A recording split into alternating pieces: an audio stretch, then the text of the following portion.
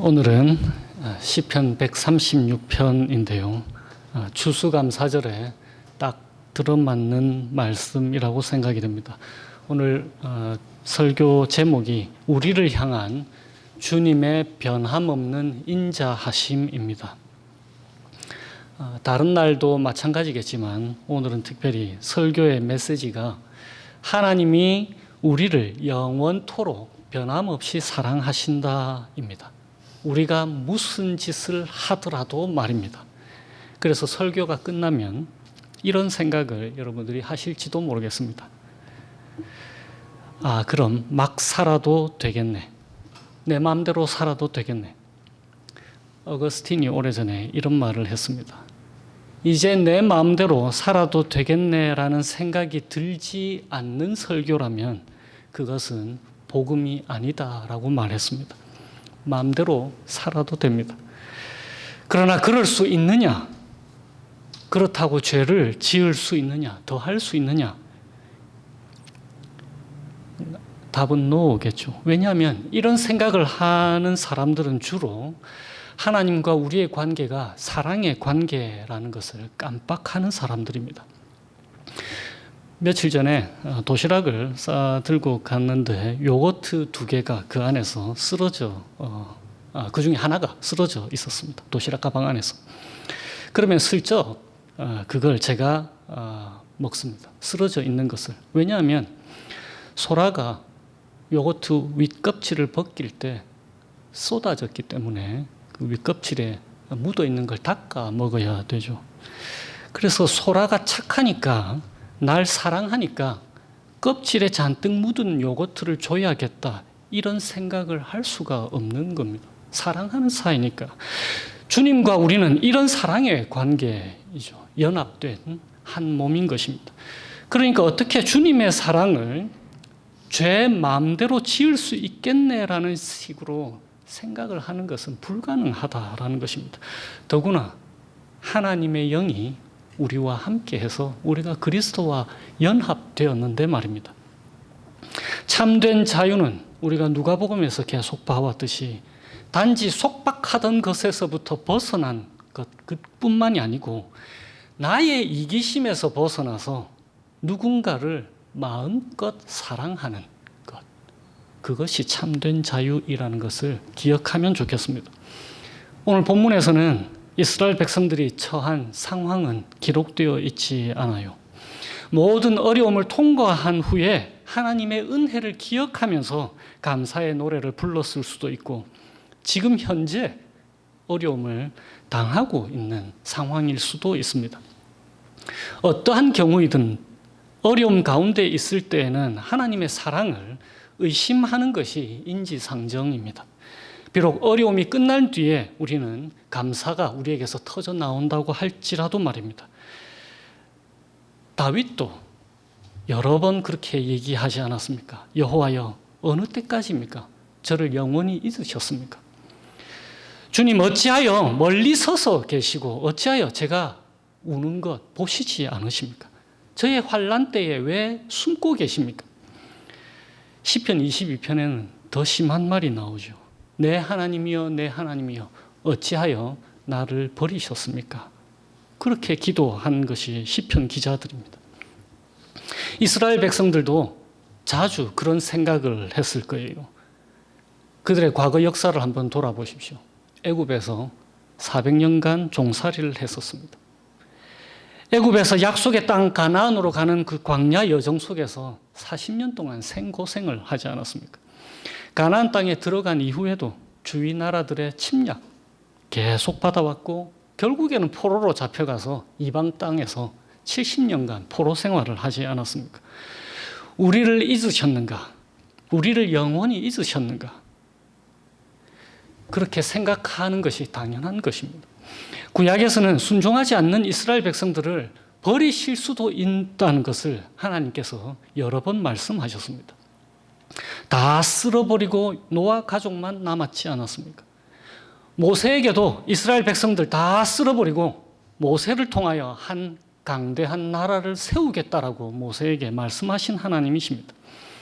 본문에서도 10절에 한번 보십시오. 애굽의 장자를 치신 분이십니다. 애굽의 장자처럼 이스라엘 백성들도 치실 수 있는 능력이 있으신 분이라는 생각을 이스라엘이 했을 것입니다. 15절에도 바로와 그 군대를 홍해에 엎어버리신 분이십니다. 17절에서 20절에도 큰 왕들을 치신 분이시고 그러니까 유명하다는 것은 힘센 왕들을 얘기합니다. 유명한 왕들을 치신 분이시고 아모리인의 왕 시온을 죽이시고 바산 왕 옥을 죽이신 분이십니다. 신명기 9장에 모세가 율법 그 돌판을 받아서 내려올 때에 그들이 금송아지를 만들었잖아요. 그래서 하나님이 모세에게 내가 이 백성을 보았노라. 보라, 이는 목이 곧은 백성이다 라고 말씀하신 분이십니다. 그래서 모세에게 나를 막지 말아라. 내가 그들을 멸하여 그들의 이름을 천하에서 없애고 너를 그들보다 강대한 나라가 되게 하겠다라고 하나님이 모세에게 말씀하셨습니다. 하나님은 하나님을 대적하는 사람들을 치실 수 있는 능력을 가지신 분이십니다. 그들도 버림을 받을 수 있다라는 생각을 하는 것이 당연한 것입니다. 비록 이스라엘 전체가 멸망당하진 않겠지만 그들 중 많은 사람들은 이스라엘 공동체에서 버림받을 수 있다라고 생각을 했습니다. 누가복음에도 기억해 보세요. 죄인들, 세리들, 이스라엘 공동체 밖의 사람들이라고 생각하지 않았습니까? 역사를 통해서 그들 스스로도 압니다. 그들이 하나님의 언약에 그다지 신실하지 못했다라는 것을 말입니다. 반대로 태평성대 가운데 있을 때 그들이 어떻게 했습니까? 신명기 8장에 이렇게 기록이 되어 있습니다.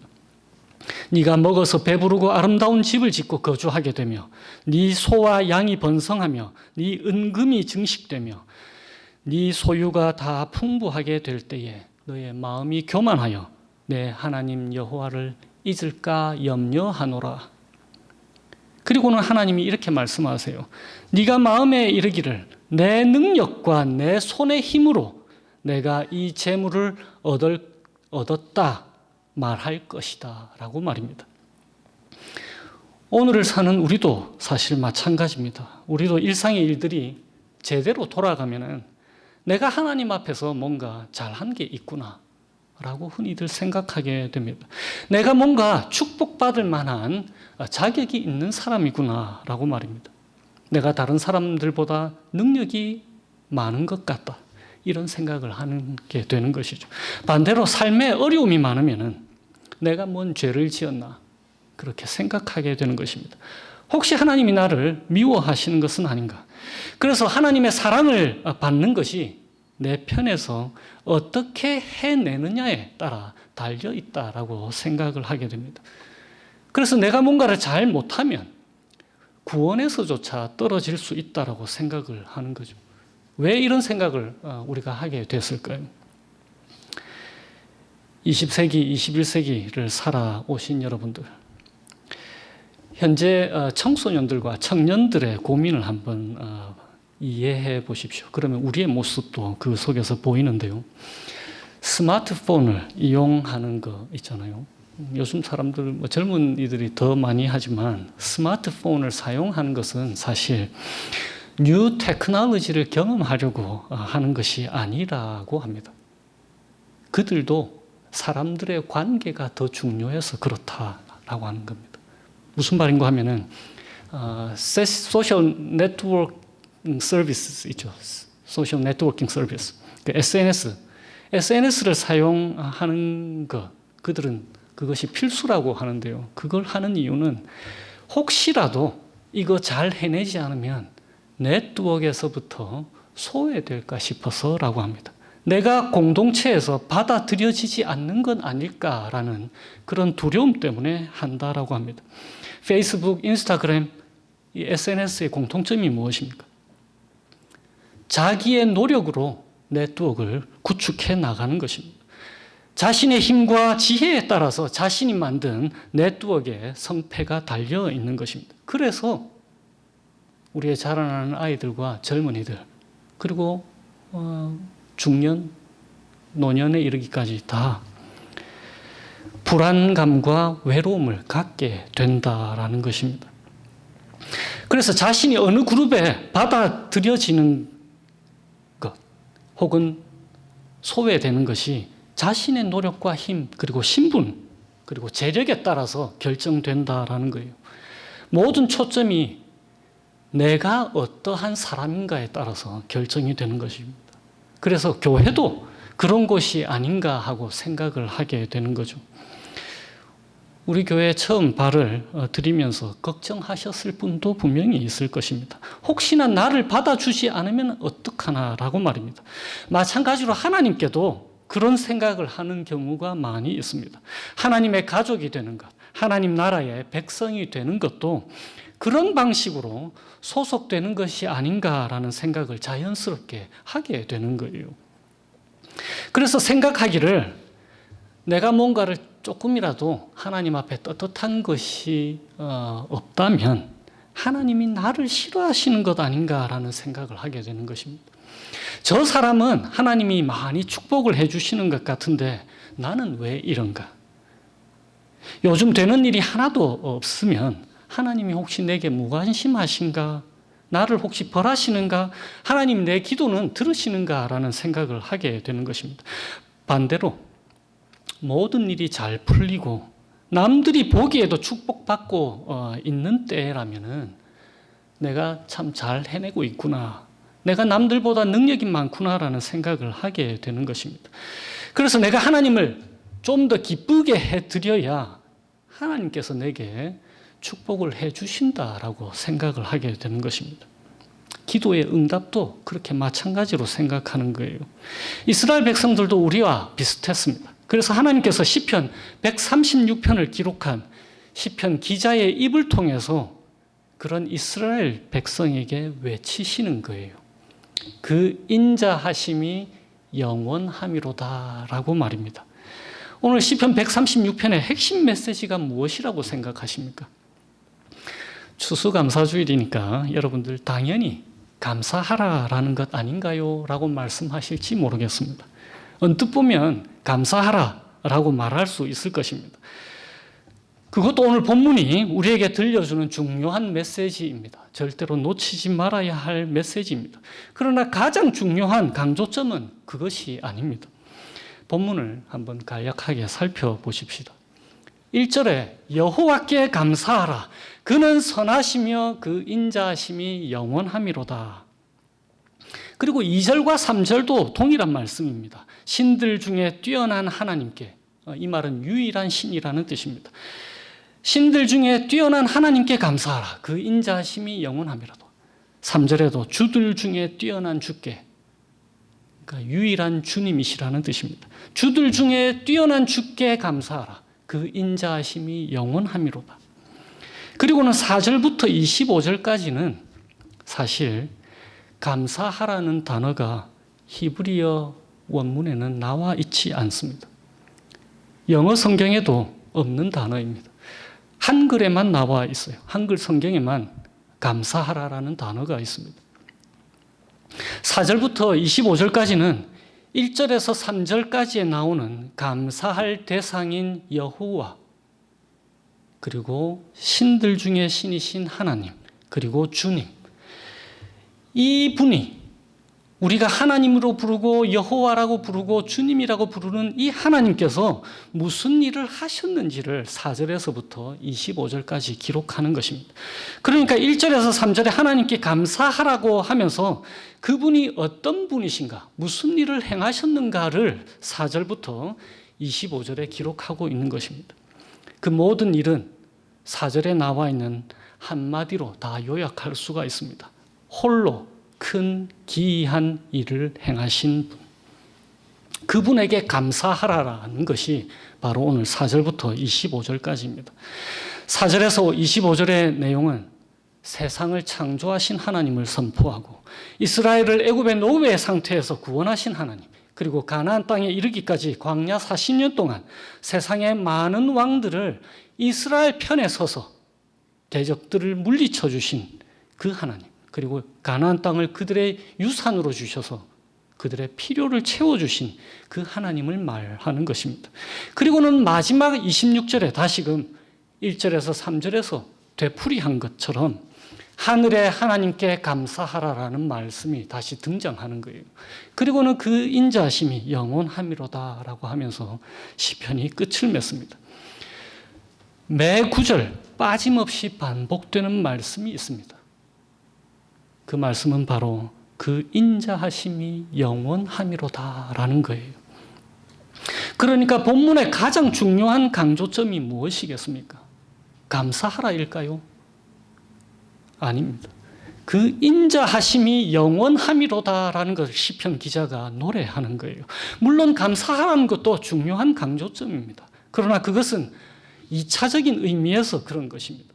1차적인 것은 하나님께서 인자하시다라는 거예요. 인자하심이라는 게 무슨 뜻일까요? 요즘은 설교를 듣는 분들도 많고 이래서 헤세드라는 단어를 다들 들어보셨을 것입니다. 히브리 단어 헤세드라는 단어가 바로 여기 인자하심이라는 단어에 해당하는 히브리어인데요. 우리말로 번역하면 인자하심 혹은 은혜, 자비 그렇게 번역이 되는데요. 그 의미는 자기 백성과 맺은 은혜로운 언약에 영원토록 변함없이 신실하신 하나님을 지칭하는 단어입니다. 그러니까 그의 백성들, 하나님의 자녀들을 향한 하나님의 신실하시고 변함없으시고 영원토록 확실한 사랑, 은혜를 일컫는 단어입니다. 그러니까 시편 기자가 노래하는 것은 우리의 어떠함이 아니라 우리가 어떠한 모습이든지 우리를 향한 주님의 인자하심이 영원 불변하다고, 확실하다고 선포하는 거예요. 23절에 나와 있는 것처럼 우리가 비천함 가운데 있을 때라도 우리를 기억하시고 그 변함없는 인자하심을 보여주시는 분이라는 것입니다. 이게 왜 중요할까요? 여러분 한번 생각해 보십시오. 4절에서 9절까지 시편 기자가 창조주 하나님을 노래합니다. 이 온 세상을 창조하신 분이세요. 그것은 우리로 하여금 창조주 하나님을 향한 경외감을 불러일으킵니다. 4절에 홀로, 다른 그 어떠한 신들도 아니고 홀로, 그분 홀로 큰 기이한 일들을 행하신 분이십니다. 다른 어떤 신들과도 구별되는 분이신 거예요. 10절에서 16절 구원자 하나님을 얘기하고 애굽에서 구원하신 하나님, 17절에서 20절에 보호자 되시는 하나님을 선포합니다. 역사를 주관하신 분이신, 그리고 하나님의 비교할 수 없는 권능을 노래하고 있습니다. 세상을 참으로 다스리시는 분이세요. 그래서 이 놀라운 하나님은 우리의 순종을 불러일으킵니다. 그리고 21절에서 25절에 필요를 공급해 주시는 하나님을 선포합니다. 그리고 이 하나님은 우리의 감사를 불러일으킵니다. 그런데 우리의 경외감을 불러일으키고 다른 신들과는 비교할 수 없는 능력과 권세를 가지셔서 우리의 순종과 감사를 불러일으키시는 분이 만약에 우리를 향한 사랑이 없는 분이시라면 그분이 나와 무슨 상관이 있냐는 거예요.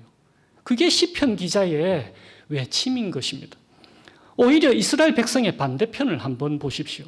10절에 그리고 15절에 애굽의 장자들, 바로와 그의 군대를 한번 보십시오. 그들이 어떻게 되었냐 말입니다. 17절에서 20절에 세상의 권세자들, 그들이 어떻게 되었습니까? 그들은 다 죽임을 당했습니다. 이들에게 하나님은 두려운 존재인 거예요. 세상을 창조하고 역사를 주관하시고 만물을 그분의 뜻대로 모든 것을 홀로 다 다스리시는 그분이 우리와 상관없이 우리를 대적하시는 분이시라면 그분은 우리에게 감사할 존재가 되지 못합니다. 그 놀랍고 큰 일을 하신 분들은 단지 우리에게 두려운 존재로만 인식될 뿐입니다. 왜냐하면 하나님은 그럴 능력이 있으신 분이시기 때문입니다. 그래서 내가 하나님 말씀대로 살지 않으면 하나님이 나를 벌하실 수 있는 분이라고 그렇게 생각이 되게 되는 것입니다.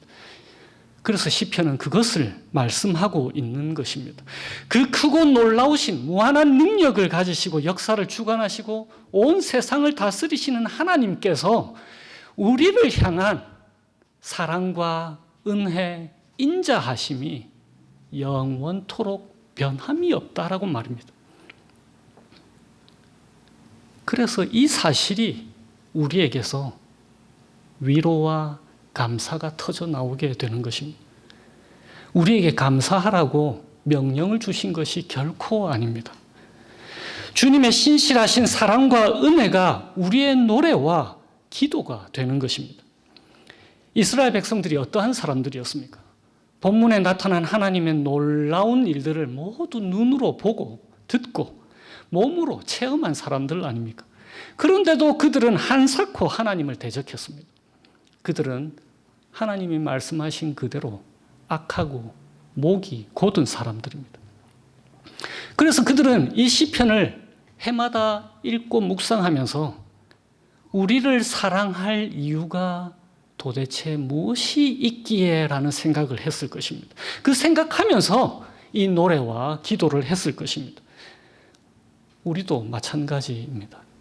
우리가 지난 한 해 동안 하나님을 향해 얼마나 신실하게 살아왔는지 한번 돌아보십시다. 사실 우리 아무것도 내세울 것이 없지 않습니까? 우리가 언제 말씀대로 살았습니까? 우리가 얼마나 우리 편한 대로, 우리 마음대로 살아온 존재들입니까? 누가복음의 표현대로 하면은 우리는 날마다 자기를 부인하고 자기 십자가 지고 예수님을 따라 살지 못한 사람들입니다. 물론 남들하고 비교를 했을 때 좀 더 낮게 살았을 분들도 계실 것입니다. 그러나 하나님 앞에 우리 누구도 자랑할 만한 게 단 하나도 없는 사람들입니다. 그럴 때에 이 시편 기자가 우리의 입을 통해서 함께 선포하는 거예요. 그 인자하심이 영원함이로다 라고 말입니다. 하나님 앞에서 우리가 그분 앞에서 자랑할 거리를 모두 다 무너뜨리십니다. 하나님 앞에서 우리의 수치 또한 하나님께서는 모두 무너뜨리십니다. 하나님 앞에서 목이 곧은 우리의 교만을 모두 무너뜨리십니다. 그래서 우리에게 나타나는 반응은 감사하는 것밖에 없는 거예요.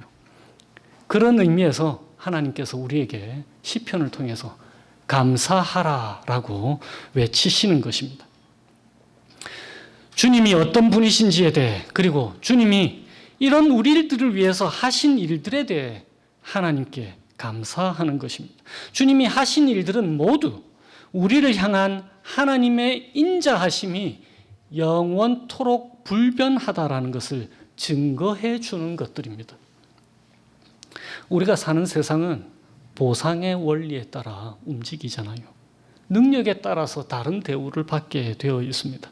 세상에서는 높은 지위에 앉아 있는 사람, 부유한 사람들이 높임을 받습니다. 그러나 우리 주님은 그렇지 않습니다. 우리 주님은 우리를 향한 그 인자하심이 우리가 어떠한 사람이냐 따라서 달라지시는 분이 아니십니다. 하나님은 우리를 아시지 않습니까? 우리의 최악의 모습도 친히 다 아시는 분이십니다. 그리고 그분은 처음부터 아신 분이십니다. 우리가 우리 자신에 대해서 내가 어떻게 이런 일을 할 수가 있지라고 환멸을 느낄 때조차도 하나님께서는 결코 우리에 대해서 그런 환멸을 느끼시는 분이 아닙니다. 왜냐하면 처음부터 다 아시고 우리를 사랑하기로 작정하셨기 때문에 그렇습니다. 우리는 지금보다 더 의로워지거나 덜 의로워지는 사람이 될 수가 없습니다. 우리는 지금 완전히 하나님 앞에서 의로운 존재입니다. 하나님이 우리를 예수님을 통해서 우리를 보시고 우리의 의로움을 판단하시기 때문에 그렇습니다. 우리 주 예수 그리스도의 의로움을 우리 것으로 생각하시고 또한 그것을 반드시 그렇게 되도록 우리가 예수님처럼 의로워지게 해주시겠다고 약속하셨고 또 종국에 그렇게 반드시 이루실 것이기 때문에 하나님께서는 지금 우리를 예수님의 의로움 안에서 우리를 바라보시는 것입니다. 그러므로 여러분, 본문의 이스라엘 백성들을 위해서 친히 하나님이 일하신 것처럼 그 놀라운 큰 일들 행하신 것처럼 여러분의 현재의 삶에 모든 일이 잘 되고 있습니까? 그렇다면 그 인자하심이 영원함으로 인해서 하나님께 감사하십시오. 그런데 어떤 것도 순조롭지 않고 내 삶에 어려움들이 늘 있습니까? 두려워 마십시오. 오히려 그 인자하심이 영원함으로 인해서 하나님께 감사하십시오. 그러므로 여러분, 우리 자유자로 살아가십시다. 과거의 어떠한 잘못, 현재의 어떠한 잘못, 미래의 어떠한 잘못도 우리를 향한 주님의 그 영원하신 인자하심을 바꿀 수가 없습니다. 하나님의 인자하심의 그 절정이 무엇입니까? 로마서에서 이렇게 기록하잖아요. 우리가 아직 죄인 되었을 때에 그리스도께서 우리를 위하여 죽으심으로 하나님께서 우리에 대한 자기의 사랑을 확증하셨다라고 말입니다. 우리를 자녀 삼아 주셨습니다. 버림받을 수 있겠다고 염려하는 이스라엘 백성들과 마찬가지로 우리도 하나님 나라의 백성의 신분이 우리의 어떠함에 따라서 위협받을 수 있겠다고 생각하실 수도 있을 것입니다. 그러나 그 버림받음 예수님께서 십자가에서 대신 버림받으셨습니다. 우리는 세상에서 사람끼리는 서로 잘 보여야 합니다. 예의상 그렇지 않습니까? 그런데 만약에 그렇게 하지 않는다면 우리는 사람들에게서 소외될 수가 있을 것입니다.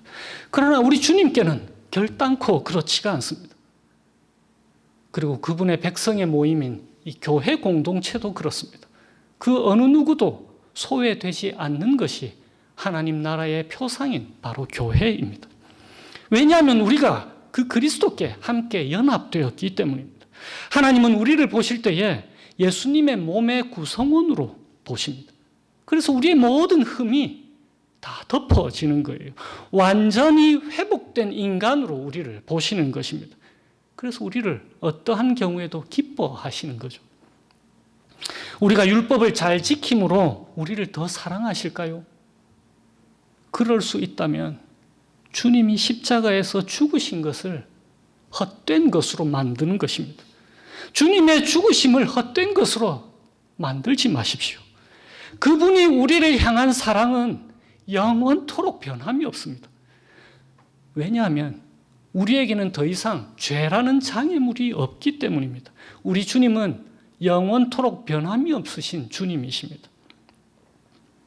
그러므로 모든 일이 순조로워서 내가 은혜 받을 만하다는 터무니없는 생각이 들 때도, 모든 일이 쉽지 않고 엉망이 되어서 내 삶에 하나님이 별 관심이 없다는 생각이 들 때도, 내 아픔, 슬픔, 고통에 팔짱 끼고 하늘 위에서 편안하게 구경하시는 것 같다는 생각이 들 때도, 내가 하나님의 은혜의 선물 크신 일들을 경험할 만큼 하나님 보시기에 바르게 살지 않았다는 생각이 들 때조차도 우리의 시선은 내가 무엇을 했느냐, 무엇을 하지 못했느냐, 혹은 하지 않았느냐에 고정되는 것이 아니고 우리의 회복된 시선은 하나님께서 우리에게 어떠한 분이신가에 고정되게 만드는 것입니다.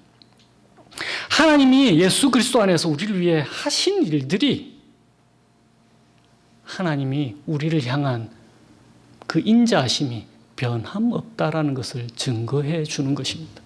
과거의 모든 우리에게 일어난 일들을 살펴보십시오. 그 모든 일들이 그리스도 안에서 우리를 향한 하나님의 인자하심이 영원토록 변함없다라는 것을 우리에게 친히 성령을 통해 증거해 주지 않습니까? 이 복음으로 한 주를 하나님의 변함없는 은혜 안에서 참된 자유자로 살아가시기를 주님의 이름으로 축원드립니다. 기도하시겠습니다.